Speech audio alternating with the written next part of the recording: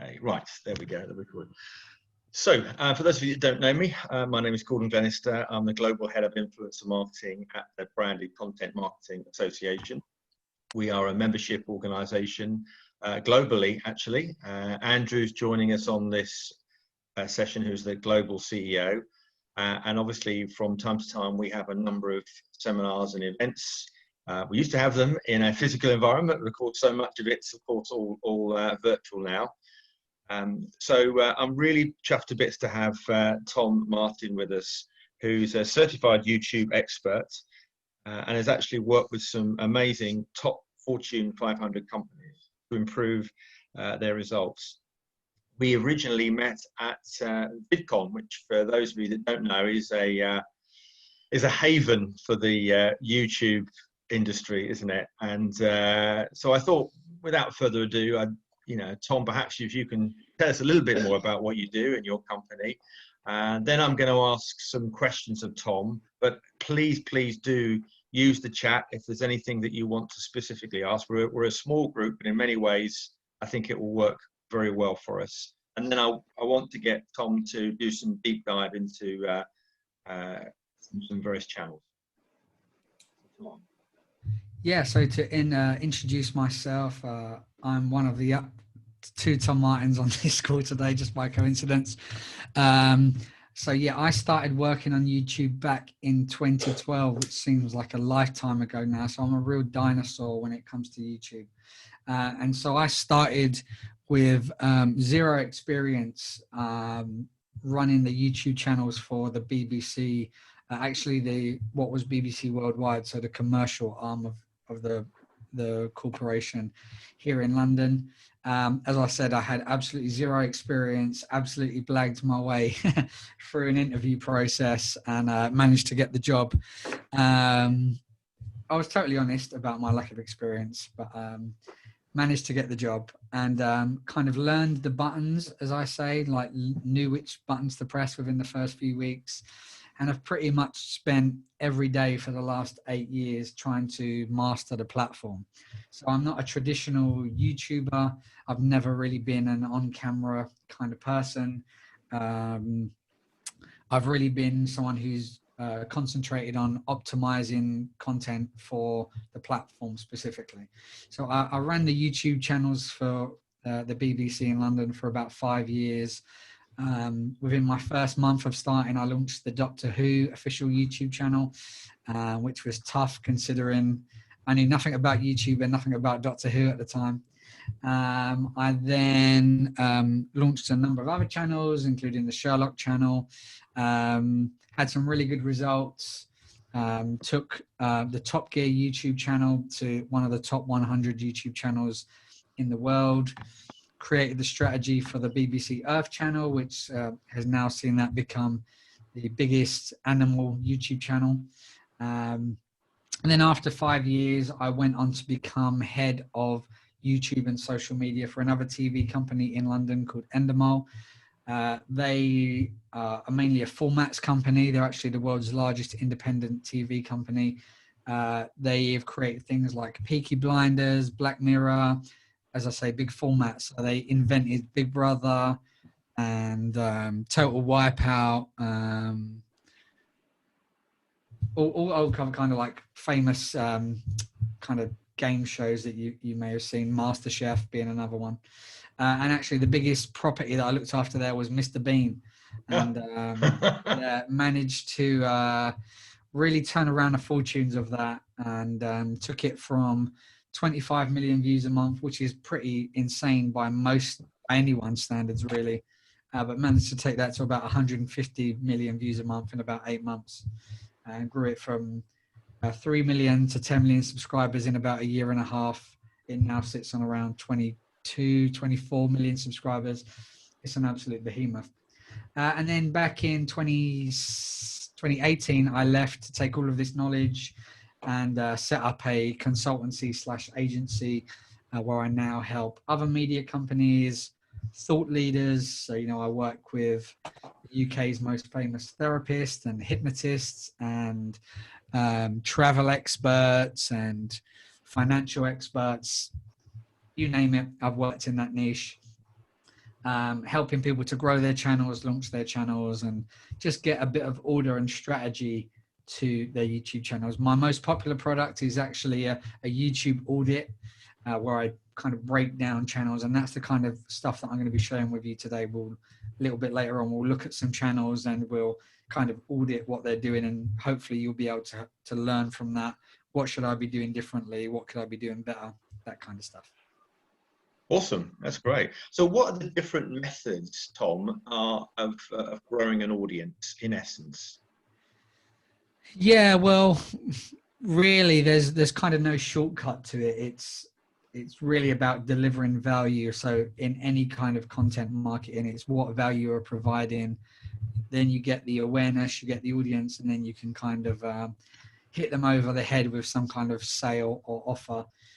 So for most new channels, unless they're like in the entertainment space, so I'm expecting for most of your audience, really the key to growth would be more kind of educational, how-to type content. So answer people's questions, and then, you know, once you've got a big enough audience, you can then start to branch out to talk about things that are maybe more important to you and your brands, rather than what the audience is already searching for. So yeah, definitely in the early stages, it's find out what people are already searching for, especially if they've got questions, and answering those questions pretty clearly on video.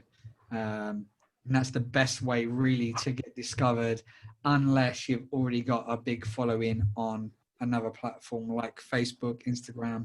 You might have a massive email list, and then you can use that to drive the eyeballs directly to the channel that you've started up. And where do most people go wrong? What are the common mistakes?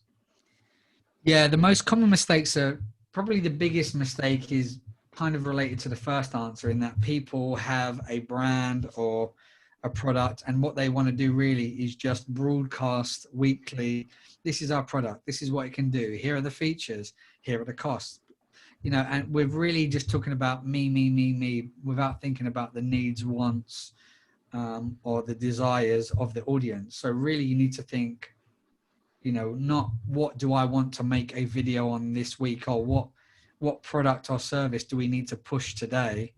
It's more like, what are the needs of my customers, and how can we be seen as the authority in that space, so that when people search, they come to us, and then, you know, when they do come time to make a purchasing decision, we're at the kind of front of mind. From a more technical point of view, I'd say some of the biggest mistakes are not having enough focus on keywords around their videos. So you've got a lot of space to optimize your videos for certain keywords or key phrases that people are searching for. So let's say, for example, you had the Branded Content Marketing Association channel. You know, a lot of the keywords around that will be kind of branded content marketing, influencer marketing, that kind of stuff. So you need to make sure that those keywords and key phrases are present in the titles, tags, and description of your video, because although YouTube is very, very smart, and it is scarily smart, you know, it can read your video to a certain extent. So if you've ever uploaded a video to YouTube, you'll see that it generates automatic subtitle files. So to a certain extent, it can read what you are saying. There are places where it goes wrong, which is why I always suggest, if you can, to go in and fix those with some correct spellings, because, you know, it might think you're swearing when you say the word ship, for example. And if you've got a channel that's all about ships, that's going to be a big problem for you. So you want to go in and correct that stuff. So yeah, it's smart enough to know roughly what you're about, but it's not to the point yet where it's 100% hitting the nail on the head. So it's your job as what I would call like a channel manager to make sure you've got those keywords and key phrases in the important places, so you're not leaving any of the guesswork to YouTube. You're being very prescriptive, and you're saying this video is about branded content and influencer marketing. And so if people want to know about influencer marketing, I've made 100 videos over the last year all about influencer marketing, And so when people search, YouTube, that you will send people directly to me. And so that's a very important one. Yeah, I was going to just ask you, we were having a chat earlier, weren't we, about sort of older videos. What do you do about older videos that perhaps may have been put up 10 years ago or 8 years ago? Do you delete them? Do you go back and repurpose them because the content might be good and interesting? What's your view on that?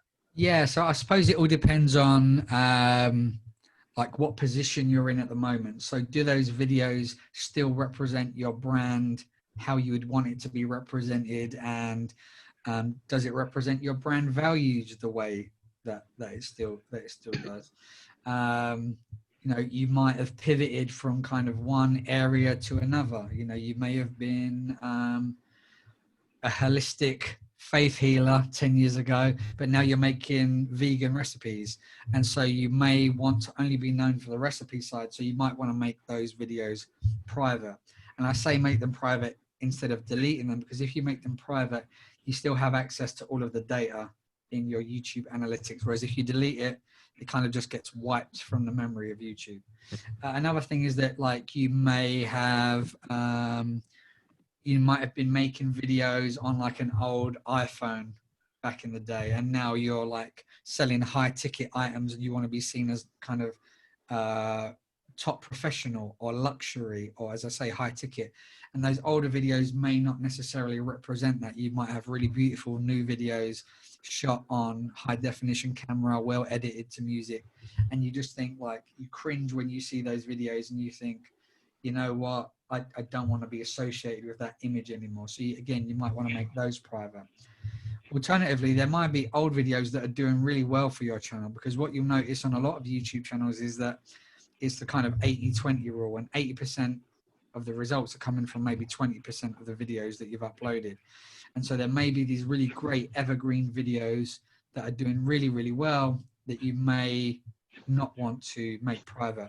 But what you might want to do, though, is freshen up the title, you know, spruce up that description, put in some fresh links, put in some fresh keywords, and you might want to add some new tags in that you may not have done 10 years ago, because you may not have known what tags were 10 years ago. And also you might want to give it a new kind of fresh thumbnail image, because 10 years ago, you may not even have had the option to put in custom images, which was a problem, you know, 10 years ago. But now that option is open to all. And so you might want to go and put a brand spanking new thumbnail on it to help improve the kind of click-through rate on those videos. So yeah, there's lots you can do to kind of optimize old videos that you uploaded a while ago. And I've seen, like, people that go back and clean those up can have some really significant growth without really doing anything in terms of new videos. So Really, definitely something I would recommend. Great. So should we have a bit of a dive in to perhaps if we look at some well-known videos to start with, and then maybe some emerging ones, and then we've got a couple in here already. Caroline and is that yours, Tom? The one thing for? Yes, that's ours. It is, yeah. Yeah. Sorry, it's my eyesight. So we've got a couple. So do you want to just bring up YouTube and have a look? Yeah, so I've already picked out, you can tell that I watch a lot of soccer videos, sorry. So I've already picked out one brand that is kind of stands head and shoulders above a lot of other brands. And this is this channel called Haggerty. And Haggerty is actually a insurance company. And so they are a very, very traditional brand. They provide insurance for classic cars, sports cars, that kind of thing. But you would never know that by looking at this channel. This channel is run, pardon the pun, as a well-oiled machine.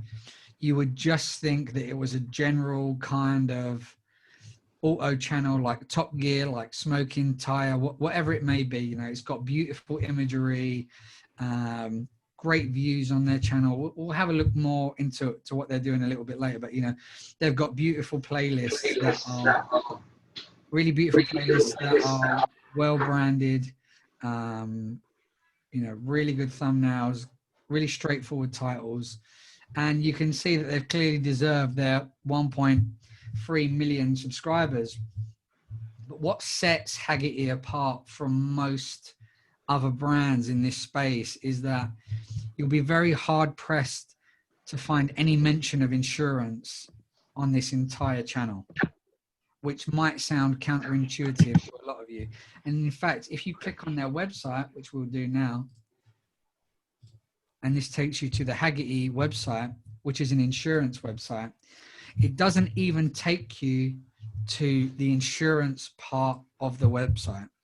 It takes you to a separate website, which is kind of ring fenced from the insurance side. So if we take this,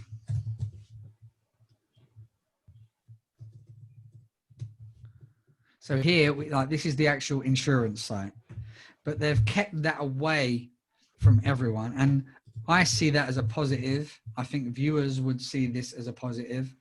And the reason that it works is because they are acting like a YouTuber or a creator, and they're running this channel as if their brand didn't exist. And that is going to sound so counterintuitive to so many people, but it works. And this is why. YouTube don't like channels that are overly salesy. And if with every single video that you produce, you're like, all right, click here to go and get my free ebook, or click here to see our latest line of men's t-shirts, or click here to get a quote from us today. What happens is people do click and they leave YouTube. And of course, YouTube don't want people to leave YouTube. They like channels that keep people on the channel and on the platform, because that means that they can serve more ads, collect more data. Ultimately, that is how YouTube make their money, and that's how you keep YouTube happy. And so if you keep YouTube happy, they will continue to send you traffic. And how this works in the long term as a marketing strategy is that basically people become just fans of the brand. And then when it is time for them to make a purchase, like I said earlier, they are front of mind. I think a good friend of mine, my friend, I think his name was Joe. Yeah, I think 3 and 4 will probably come together once we finish all the videos from 4 for approval. Hello? Who's that? Have we got?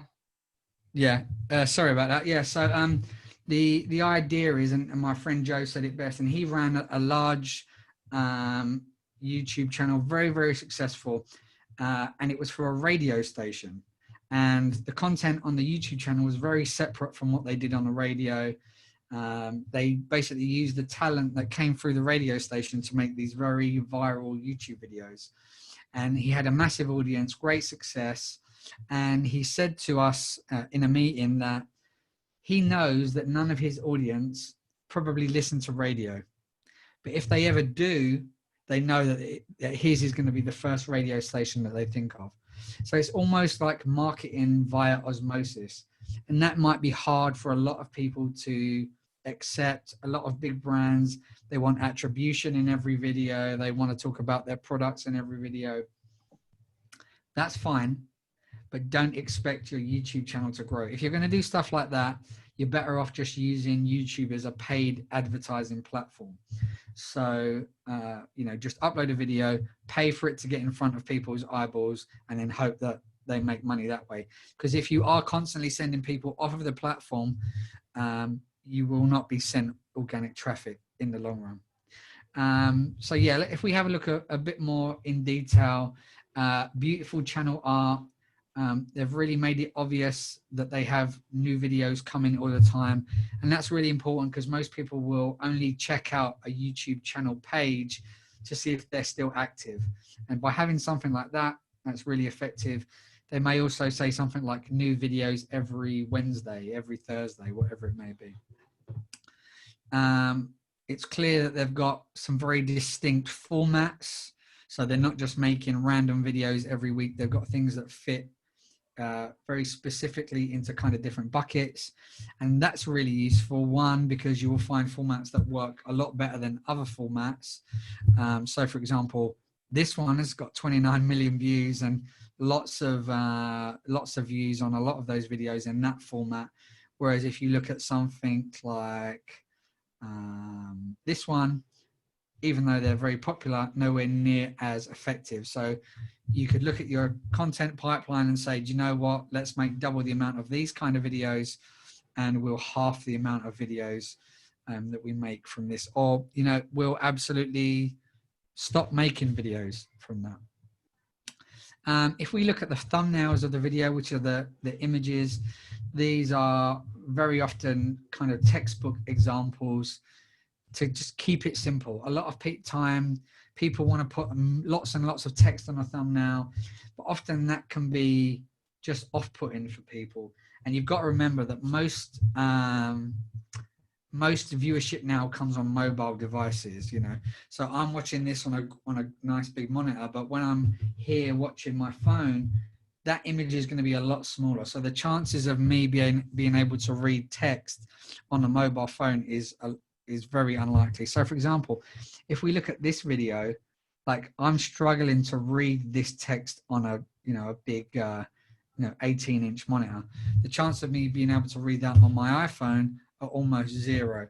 So really think about, one, do I need text at all? Two, if I do need text, can I keep it just down to a couple of words, and can I make it really large contrasting font so that people can read it on mobile? Titles are generally straightforward but pretty clickable. So, you know, best cars, that's always going to get clicks. I put a little bit of personality into this, you know, put in kind of some slang terms, well branded, before and after, that always works. What really works on car channels is what works on a lot of channels is car porn. And there's no real other way to describe it. So car porn works. If you've got a food channel, food porn really works. If you do like tech reviews, you know, product porn works really well. So beautiful shots of like iPhones and monitors and laptops, that kind of stuff. Really kind of simple imagery works best. Here's something that they're not doing so well. So the title of this video is different types of soldering connections, and the text on the thumbnail also says exactly the same, different types of soldering connections. But that's really a waste of space, that text, because when have you ever seen a YouTube thumbnail out of place from its title? So these two are always going to be seen together. So this is a real waste of space. So either don't use text at all, or what you should do is use that text to almost work as like a secondary headline. So something a bit more clickable, maybe a bit more sexy. So here they could write something like soldering made simple, or soldering explained, or just don't use any text whatsoever. Any questions around the channel page so far, what we're looking at? Not specifically. We've got some people that have want us to have a look at their sites, which we can have a look at in a minute. Ash has asked specifically any suggestions for a new gaming channel. Sorry, Okay, I've got a question on the car channel. Can I just ask you, Tom? Yeah, please go ahead. So I get all the creative part of it. It looks amazing, and they've really done a fabulous job. But is there a danger that people kind of feel a little bit, I don't know, at the end of the day, they're trying to sell you insurance. So they're kind of hiding behind the fact. Does that in some ways make a difference? Does that impact on their, I don't know, the fact, how do people, I mean, obviously they've done really well because they've got 1.3 million people, but, you know, do you think they use their database to ask, you know, research about what people think? Do they mind being sold insurance in this way, or what do you think? I think it probably works to their advantage. So let's think about it. So they've got 1.3 3 million subscribers, how many of those are based in the US? You can probably strip that back to maybe half.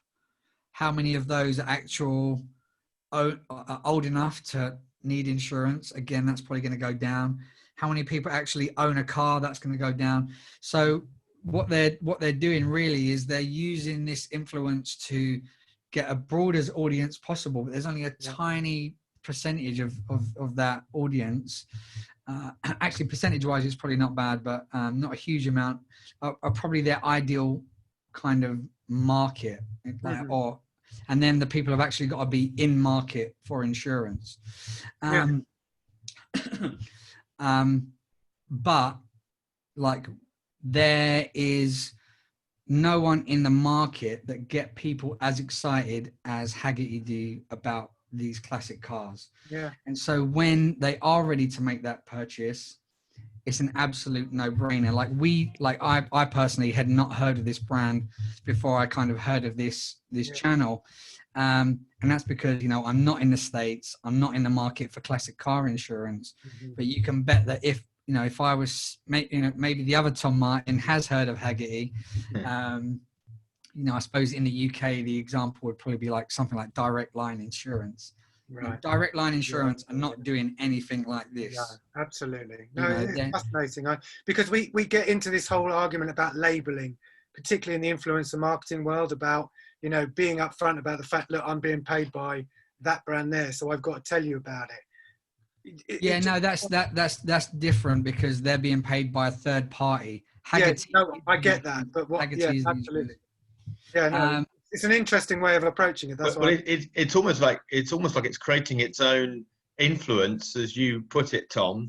To it's become the brand and the influence. Well, to me, it's pure play branded content. It's of course a fabulous example of how branded content should be created, and I love it. Thank you. Yeah, you know, for example, I recently worked with a company that licenses commercial music to video productions, and their strategy for a YouTube channel was to basically talk about their product.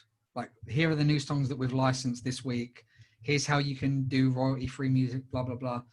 But really, how does that speak to the audience unless they're already in market for that? So I said, no, what do your audience want? What are they already searching for? And we came up, pardon me, we came up with the idea that these people are video producers and they want better audio for their videos. So now their strategy will be, we are going to make videos teaching people how to make better audio for their videos. And it might not be about music, and it might be stuff that is not related to their product, but every so often, again, it's almost by osmosis, they're just mentioning, oh yeah, we're going to use this track in this we're going to use this track in this edit. And by the way, you can also license tracks from our company. Just a very quick mention, not a giant call to action at the end of every video, just a quick mention. And they're providing value to that audience who are video editors, who are their end user. And then that video editor may not have any need to be in market for that music. But 6 months later, when they need a track, they're like, oh yeah, I know where I can get that. And they're going to tell their friends, oh yeah, check out this, because you're building up that goodwill. It's like any kind of content marketing. You're giving away, and then you can make the ask of an offer or a sales pitch or whatever it may be. And it's, people know, like, and trust the brand. And there'll be some people that never know Haggerty as an insurance company. They'll only know it as that cool YouTube channel. And so, they've built up that viewership, and they can use it as their owned platform rather than having to go and spend that on someone else. Another thing that they can do is that they can now retarget all of their viewers and say, anyone in the US that's above this age and is, sorry if this sounds sexist, likely to be male, I can now target them and serve them ads on other people's videos, so that when they are in market, I don't have to even do it on my channel where I don't talk about insurance, I can follow them around on other people's platforms, other people's videos, and sell them the insurance product. And they're not going to be offended because they know and love the brand. So yeah, bit of a tangent there, but I always really the lesson here is, one, you can't just keep sending people off of YouTube. It's not a free traffic source to your website. And two, you have to deliver value first in your videos. And the way to kind of, the yardstick for that is, if I remove the mention of my brand from this video, would it still provide value to the user? And if the answer is no, you don't have a YouTube video, you just have an advert. And if you just put out adverts every week, it's not going to work. And that doesn't mean that you can't mention your product, your services, your website. It just can't be the crux of the content strategy, if that makes sense. Okay, no, thank you. I'm just conscious of time a bit, and I'm very keen to get a couple of these web links up that are in the chat. Let me jump in the chat and find some links. I'm just going to have to stop sharing so I can get those links.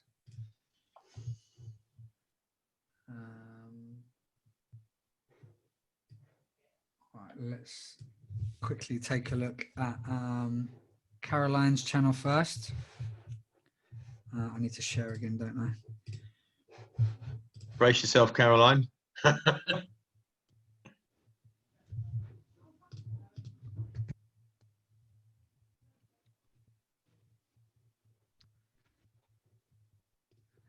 So I'm just going to kind of have a bit of a stream of consciousness here. But first of all, this is kind of like your shop window, and this space here doesn't really have any kind of information as to what this channel is about. I can't really decipher from the name of the channel what the channel is about.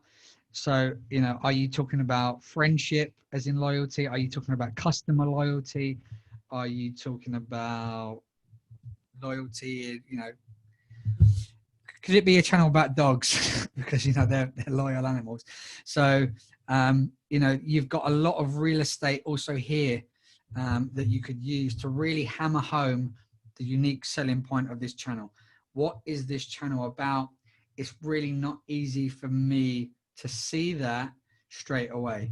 So there's a couple of things you can do. One, you can put some imagery and some text here to really hammer that home. The name of the channel, you can keep it the same, but you can also add like an addendum to it. So it could be like naturally loyal space hyphen space, you know, customer loyalty tips or employee loyalty tips, whatever it may be. If we look at also, you've got the potential to use 10 of these sections, but you're only using one of those 10. So really what is important is that you fill this out so that if people come here, they can see the latest and the best of what you are creating. Another thing that I always like to look at is the about section. And we're just going to look through this now and see how effective it is. Don't be too harsh on that, because I've just switched directions. So all right, no worries. So how do I get on the other sections then? So when you're logged in, there'll be a little button here that says customize section. And then all you need to do is there'll be a little pencil here that says like add section, stuff like that. Okay, thank you. It's very, very easy to do.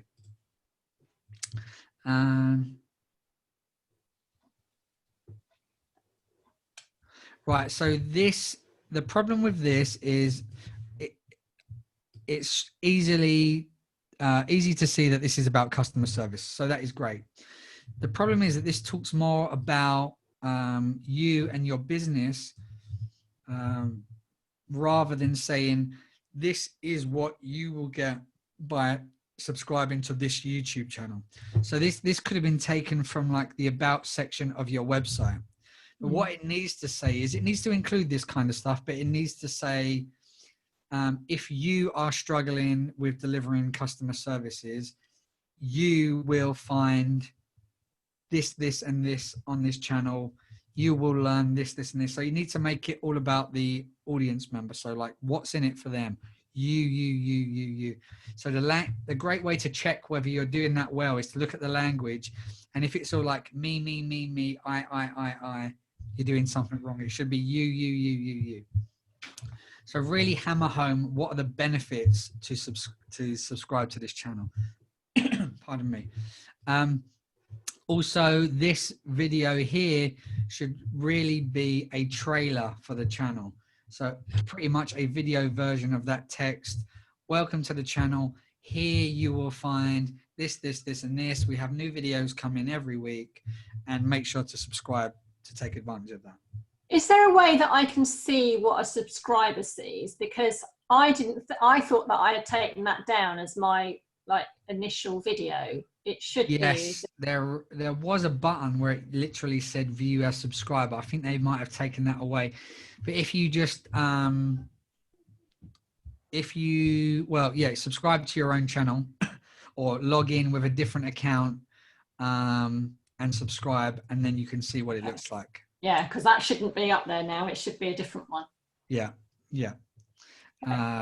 So yeah, also when you're logged in, there'll actually be a button that says this is what for this video specifically, it will say play this video for non-subscribers and play this video for existing subscribers. Yeah. Cool. So if we have a look at your kind of video uploads, quite regular uploads, I'd say. What do you have, like a set day of the week or anything like that? No. It's a bit hit and miss. Yeah. So I'd say that the thing that jumps out to me straight away is that it looks like you don't have any custom thumbnails, and these are likely just screen grabs from your video, maybe like one of the auto-generated ones that YouTube provide. Maybe these ones, maybe custom. But generally, so which is better, to show your personality on your thumbnail or show a title? Yeah, I would definitely have a human face. But what I would more likely do is to have something that was created specifically for that purpose. So it would have your face, but rather than just having the kind of a screen grab of your face, it would be you actually kind of some kind of pose with some text next to it. Trying to think of a good example. So, you know, something like, what's his name?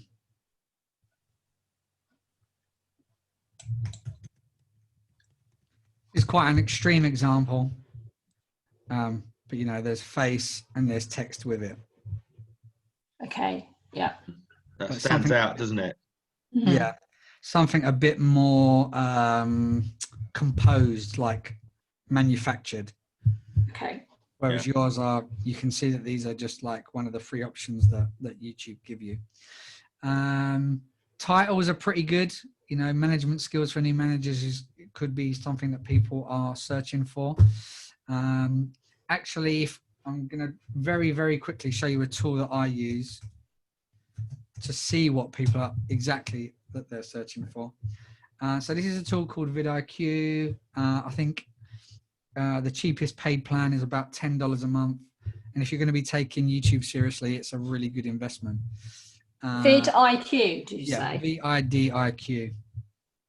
And so you log in, and then you can basically do a search for, say, something like...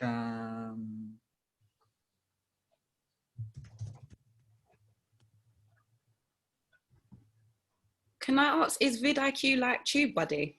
It's like they're basically competitors to each other. Yeah. Okay. And TubeBuddy does have some of this data inside of it. It just doesn't have a clear way to search in one place like this, but it does have that. So yeah, you can basically come in here and see what people are searching for, the volumes in which they're searching, how competitive that niche is. So like, should I even bother, or is it too saturated? And it'll give you a nice overall score of like, how good of an opportunity is this? So you might say, okay, people are not so much looking for like new manager tips, but they're generally looking more around leadership skills, or like, I'm not an expert in this particular field. So, but obviously you could do like, you could put in as many of these as your brain can think of, and you can just go on like a massive kind of rabbit hole to find opportunities for one. This will help you to find ideas for content to make, and two, it will help you hone down the language that people are using that you can then go and optimize for. So yeah, that's definitely something I would go and check out, and that can help you to inform how you write your titles and your descriptions and your tags. That's really helpful, Tom. Thank you. Yeah, so generally your titles are pretty good. You know, something like this, which is just the word glad, that's really not going to work unless you've already got 3 million subscribers, and this is going to get pushed to loads of people anyway.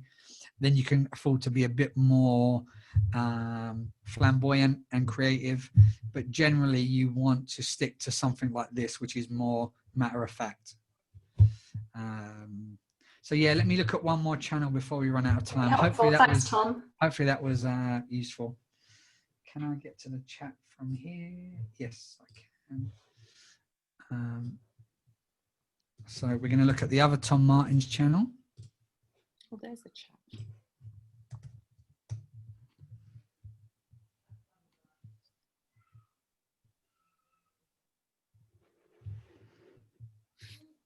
So we can see here again, very this is being used really well. Like, it's hitting me over the head exactly what this channel is about. Absolutely can't avoid how obvious what this channel is about. If we look at the thumbnails, you can really see here what I'm talking about with that text. Like, I'm really struggling to read that.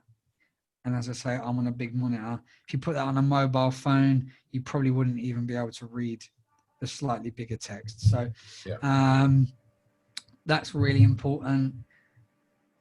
It looks like you have some good structure to your titles. That looks really good. One thing that I like to do is put the name of my channel at the end of all of my titles. And the reason for that is not so much for kind of the keyword value, but really what I'm trying to do is to make sure it's really obvious to YouTube that all of my videos are related. So I'm not only doing things like that in my titles, but I'm also using overlapping text in my descriptions and groups of tags. So what I'm trying to do is engineer relationships between my own videos, so that if somebody watches and enjoys one video, YouTube knows that I've got loads of videos that are very similar in order to be recommended over there. So yeah, that's really good. Again, I would rejig these titles, thumbnails, so you probably only have like the one big name on here. You can see that Tom's using up all of these sections, which is really good. These titles are, these thumbnails are a lot clearer. Again, text is a little small, but generally doing well. What we're going to do now is actually look at one of the videos and have a little closer look at how your descriptions and stuff like that are.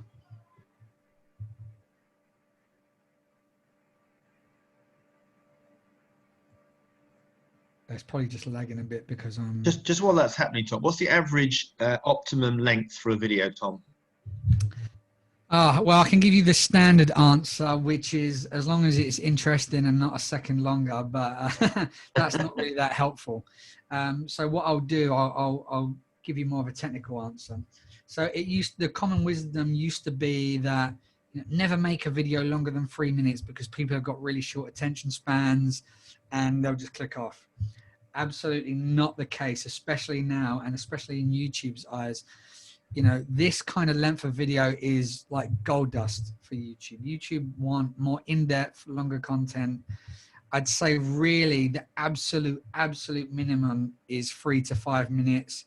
Ideally, you want it to be 6, 7, 8 minutes, if not longer. If you can do 10, 12 minutes, 20 minutes, 40 minutes, an hour, that's going to be great, because more and more YouTube want to promote channels that get longer watch time and channels that get longer minutes watched. That's their number one factor that they use to judge how good a channel is or not, and how they will send people in the future to that channel. So really, if you can get 5, 6 minutes at a minimum, that's great.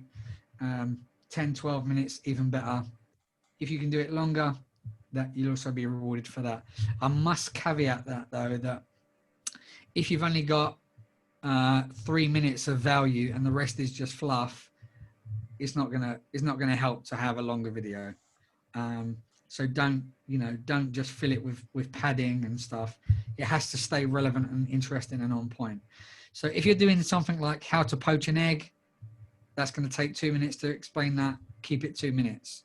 It will vary by niche, but you know, if you are doing things that are a bit more in depth, feel free to really dive deep. And I think these are really great video lengths here. So yeah, kudos to that. If we look at some of the content directly, it gets straight to the point, which is really good.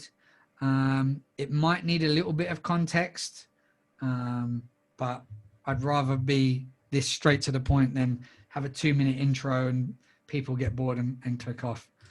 But it's well shot. The audio is really good. Can't sit for it all. This that you can see here is really good. This is actually a subscribe button, and it's got the word subscribe on it. Most channels don't have that. So again, big thumbs up for that. What I'm going to look at here is the end of the video, because this is where a lot of channels go very, very wrong. So we're going to look at this. Sorry. See you next week. God bless. Bye-bye.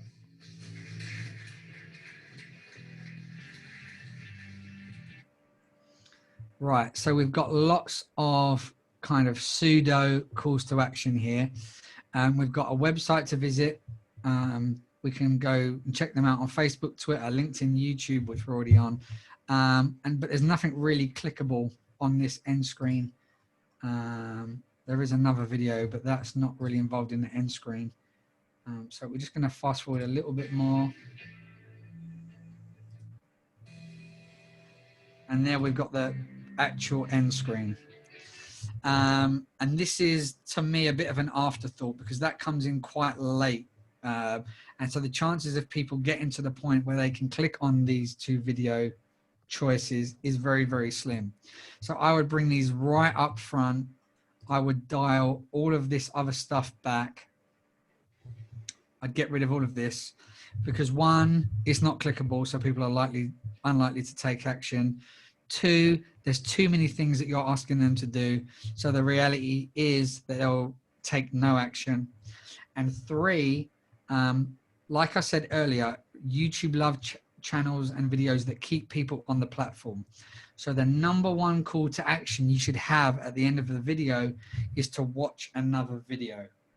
And you really want to think about this before you even shoot the video. This is probably not relevant for this, because this is taken from like a live event. But let's say you're doing let's go back to Caroline as an example. She's doing a piece to camera, and she's talking about training for new managers. And she may get to the end of the video and say, I hope you found that useful. If you click here, I've got another great video that's going to help new managers get off to the best start possible. And having that on screen, in-person call to action, pointing at something clickable, and you know, when you're filming it, you just point to an empty space, and then you can put that clickable widget there later. That's going to get the best possible click-through rate. And you always want to be thinking about, how can I extend this person's journey on YouTube? So having a call to action at the end to watch more video, not having too many options, is really, really going to help you grow your channel. Conscious of time, so I'm going to wrap it up there in terms of my observations on this channel. But Gordon, have we got any time for any last minute questions? Yeah. Well, I've got some more time if everyone else has, but obviously I don't know how strictly you need to. Well, actually, I'm just conscious we've got a couple. Latoya, I know, wanted to ask some stuff in relation to her photography, and I know Ash wanted to ask about his gaming site. I'm quite happy to extend it a little further if you're all right with that, Tom. Yeah. Only because we've got a relatively small group, and it would be nice for them to have a little look at their sites if possible. Yeah, and if anyone needs to leave, no offense taken. Yeah, no, absolutely. One or two have, so that's okay. Ash, you've put your game flicks there, and if we do Ash first, and then Latoya will come to you, yeah? Yeah, that's fine. Sure, Yeah. I'm just copying that. Right, okay. So can we have a look at the link for the gaming one? So without even looking at the channel, I will say that obviously gaming is extremely competitive. So even before I've even set eyes on it, I know that it can be very, very difficult. One thing that I can see is kind of standing out, but not quite making sense, is that it says Hindi gaming channel, but everything's in English, unless, Ash, this is being translated by YouTube, which it does sometimes do. So I would say, yeah, either get rid of that or make sure this is Hindi. And if you're going to do Hindi, everything has to be Hindi. The descriptions, the titles, the artwork, the lot. And that actually does bring up a really good point, because whenever I do my keyword research for any kind of niche, invariably there'll always be some keywords where it's like keyword X in Hindi. So doing anything in Hindi is a huge opportunity. And it may be that doing a Hindi gaming channel in Hindi fully may actually be a better unique selling point than other stuff. Couple of things. I can see that you've got like tech and gaming, and that can be a problem because, say for example, I watch one of your Grand Theft Auto videos, I hit subscribe, the next day I get a notification and it's a review on a new iPhone. I'm not interested in that necessarily. And so there's a bit of incohesion. Is that even a word? I don't think it is. There's a bit of a disconnect there between what I signed up for and what you're putting out. So I would definitely say that's one reason why you need to be kind of just choose a single focus and stick with it. The second is that YouTube don't quite know what to do with kind of variety channels. So for example, you upload a video about Grand Theft Auto. Does YouTube send someone that searches to Grand Theft Auto to you, who's got some of that stuff but also some tech stuff, or do they send it to somebody who's got a channel only dedicated to Grand Theft Auto? Same thing, if they're looking for the Google Pixel camera, do they send someone that only talks about Google products or only talks about phones, or do they send someone to you who has some stuff about phones and some stuff about gaming? So definitely you need to think about, what is the unique selling proposition of my channel? What am I going to be the expert in? What am I going to be the authority in? Because you might say, okay, well, I'm going to be just a gaming channel. You probably need to go even deeper than that. Am I going to be known for Fortnite? Am I going to be known for Call of Duty, Grand Theft Auto, PUBG, CSGO, whatever it might be? You really need to think like, I need to stick with one thing and be the absolute legend. It's the power of niche, isn't it? It's the power of niche. Very much so. very much so. And it makes it easier for the audience to understand what they're getting, and it makes it easy for YouTube to understand this is very obviously the Grand Theft Auto channel. And even then, it's going to be tough. As I say, it's hyper competitive. You know, so for example,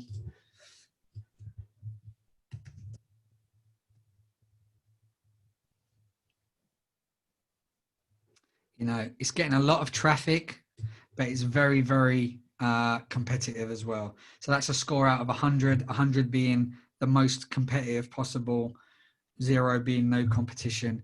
And you can see that a lot of these keywords related to Grand Theft Auto are very, very competitive. So not saying that it's not possible for you to succeed in that niche. It just means you need to set your expectations that it may take some time to break through. Because if you look at any niche, invariably the people that are at the top of that pyramid have been doing it for 5, 6, 7 years. It's not a coincidence. All of those big gaming channels have been around forever. And yes, they will pivot, you know, all of a sudden PewDiePie is doing Roblox games because that's the trend. But, you know, he will have been doing kind of things that lasted really long chunks of time.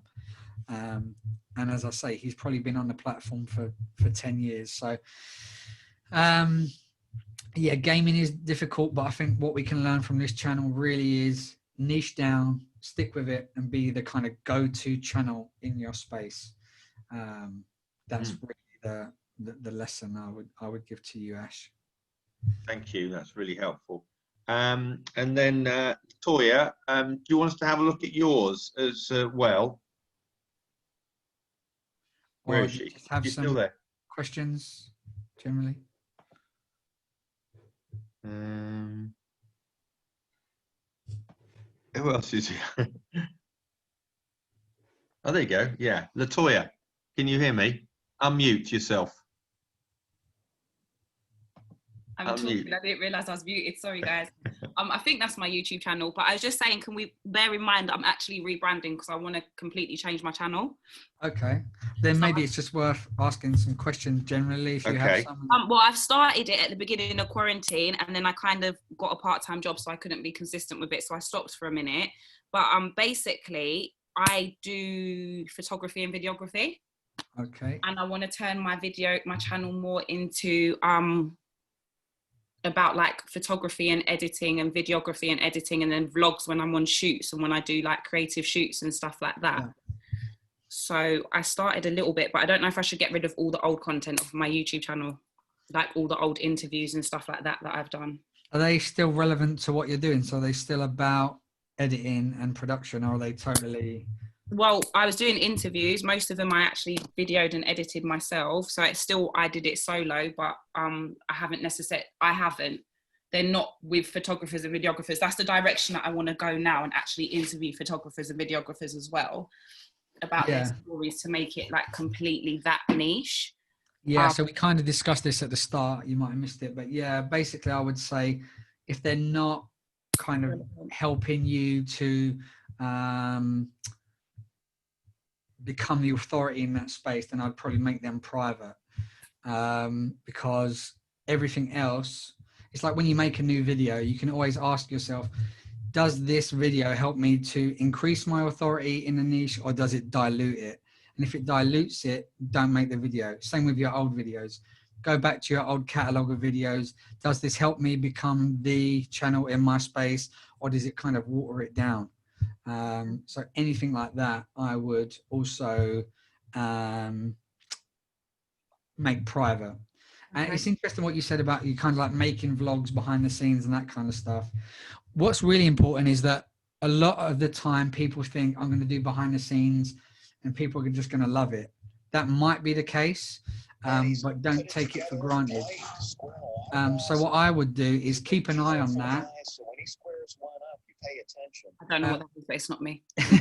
Yeah, start to produce those videos, but keep an eye on it. And if you find out that the vlogs only get like 20% of what the tutorial videos get, I would reel those back or stop doing those. Okay. Because what can happen is YouTube looks at the performance of a video and says, okay, that one didn't do so well, so the next one that they release will send less people to that video.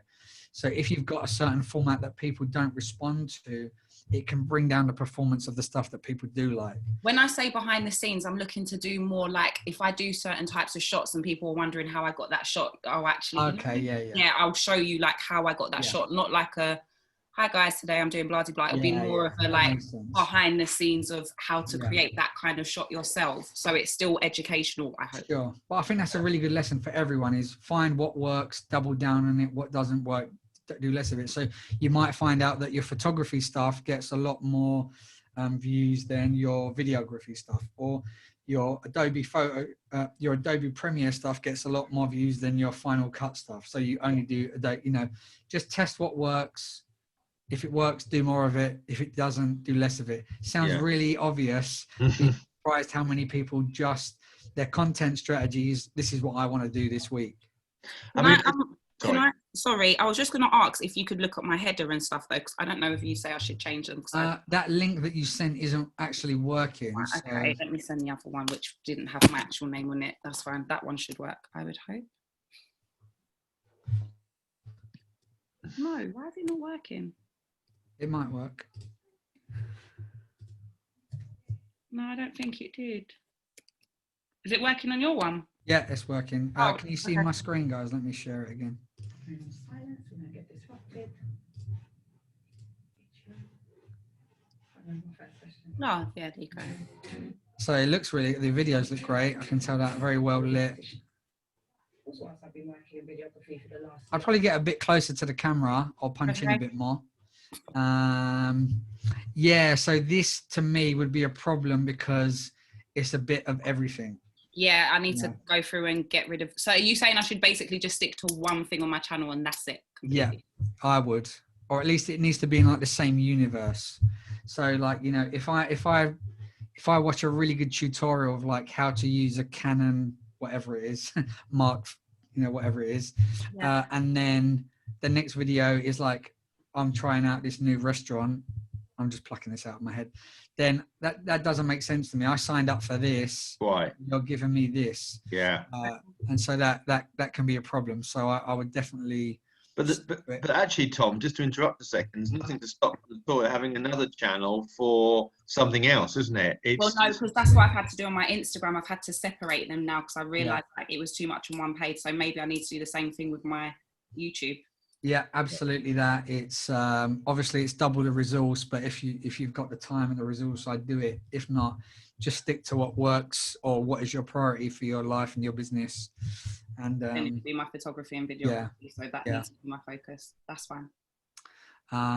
But yeah, like aesthetically, it's clear that you know how to make an image look good and a video look good and all that kind of stuff. So just niche it down, basically. Yeah. So check out people like there's a channel called like Premiere Gal, my friend Caleb Wojcik. It's really hard to spell, but he's got a really good channel that's around like production and editing, that kind of stuff. Have a look at your competition, see what they're doing, do a bit of keyword research around what people are searching for as well. That would be really useful.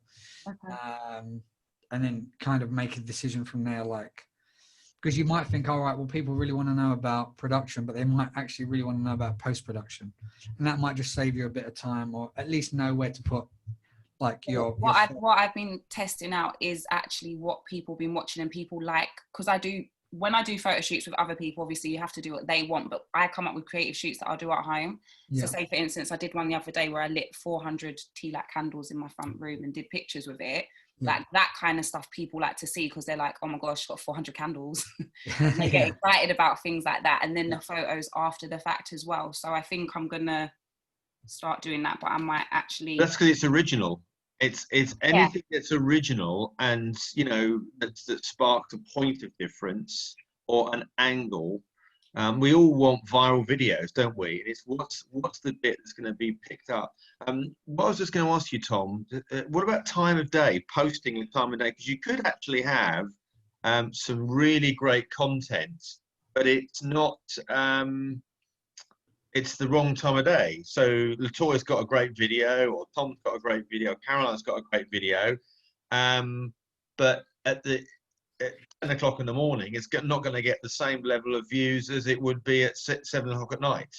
Yeah, well, it used to be that there used to be some third-party tools that would tell you that. So Vid Iq, TubeBuddy, which we mentioned earlier, YouTube now has this built into YouTube Analytics, so you can go in and it will tell you when your users are mostly online.